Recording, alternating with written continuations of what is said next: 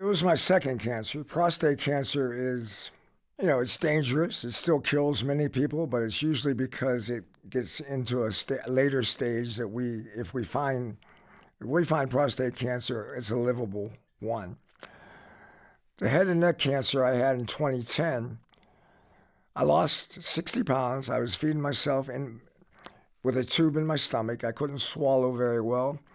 My throat was radiated to a lot of burns. I had a rash from the chemotherapy that I was taking. I didn't feel like I was human.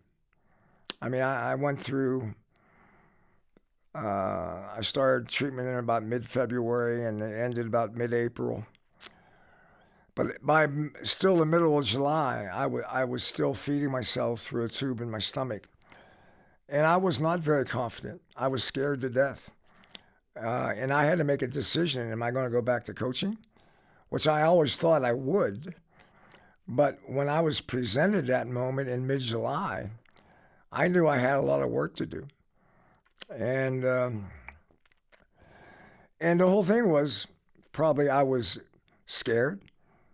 I lacked confidence in my physical abilities. I knew I had to change.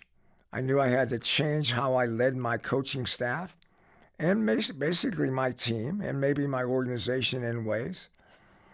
And then in the middle of all of this is when Carmelo Anthony decided he wanted to be traded. And so kind of a bomb went off in the organization, and we're about a month away starting practice and trying to repeat to getting back to the conference championships. And that what I learned in those couple months was delegating. Instead of being a dictator, delegating is something I wish that I would have learned 25 years before. Because I was a dominant coach. I had great assistant coaches. I've always believed in hiring the best people, not my friends. I hire the most talented people I can find. And at times, people that I'm not sure think like I think. I like going outside the box in a standpoint for stimulation and innovation and creativity. But I knew I had to change my behavior of how I coached. And that's it worked, we went through a tough year with Melo, but we survived it, made the playoffs. Actually, I thought I played better basketball after Carmelo left. And then the next year was probably the most fun I had in coaching because I was delegating and I was finding more joy in delegation than being the dictator of my basketball team. So, it goes back a little bit to what we were talking about, listening. Instead of being always wanting to be the voice, sharing the voice can show your appreciation for the people that are working their asses off for you. And showing appreciation is something, again, I think when you go through cancer and you learn a little bit more about a mindful presentation, about a life of giving appreciation and also knowing the gratitude of what you have is probably the biggest key to your confidence. Being thankful has a way of empowering really intelligent people. I don't think the Chicago Bulls were the most talented team in the NBA. They were the most committed team. They were the best defensive team. And they had in my opinion, the best player ever to play the game in Michael. But Scottie Pippen fit Michael Jordan. And Phil Jackson, on an amazing way, found Dennis Rodman, who probably no one thought would fit Michael Jordan and Scottie Pippen, but they did. And so the years of Rodman and Jordan and Pippen, I thought the last couple years of them playing together, we played them in the 96 finals in Seattle when I was in Seattle. And, we could stop them, but they could stop us better than we could stop them. It was such a defensive battle. In today's game, I don't ever see that type of game we're not allowed to touch the ball handler out front. But I went back during COVID and looked at all 6 games that we played against Chicago, and it was not pretty basketball. It was probably more like ugly basketball, but with passion, with physicality, with mental toughness, and a lot of you can learn from those games. Even though today's game is much more free flowing, but the one thing you said that I think is really powerful in my thoughts, and I think in your thoughts, is that the best does not always win.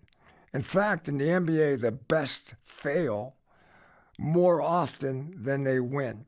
The most talented team, yeah, it wins the championship once in a while, but I bet you it loses the championship more often than it wins the championship. When everybody in the building wants you to be a dictator, when the responsibility of the decision is in no one has the answer, you got to come up with the answer and then figure a way out to get everybody to stand behind that answer. And that happens in a basketball season a half a dozen times. Maybe a bad team, it might happen 10 times. A good team, it might happen 5 or 6 times. But there are always going to be circumstances that create a little bit of conflict and chaos that can send the team the wrong way or can motivate the team, inspire the team to go the right way. And I think leadership today is you got to have more of an openness to listen to other people's opinion, because people don't want to be told to shut up and just do it. They want a reason for why they're doing things. And in common sense says they have a little bit of a right to know why you want me to do something. So I think today's leaders got to be, I think, not only smarter, but I think they got to be more compassionate about what is going on around them. And then when success happens, share it. Share the success. Don't become an egotistical leader and take the success onto you. You know, my mom and dad always gave me this phrase: the more you give, the more you get. And I think that's a good part of leadership. I think the other thing about part of the leadership that I just going off the framework of my mind right now is stay away from negative people. Stay away from negative energy in your organization, especially in your leadership group that you're trying to umbrella.